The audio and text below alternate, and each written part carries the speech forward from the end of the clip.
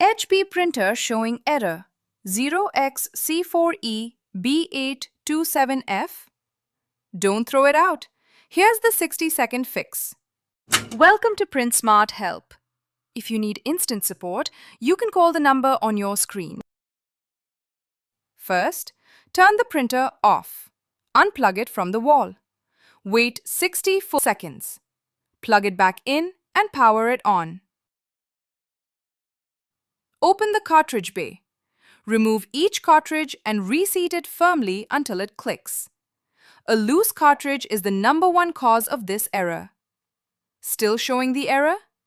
Take out the cartridges. Use a lint-free cloth lightly dampened with water. Wipe the copper contacts gently. Let them dry, then reinstall. If it persists, go to HP's website, search your printer model, and download the latest firmware update.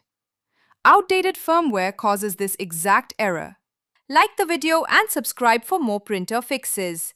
If your printer is still showing errors after trying all the methods, call the helpline number shown on the screen for further assistance.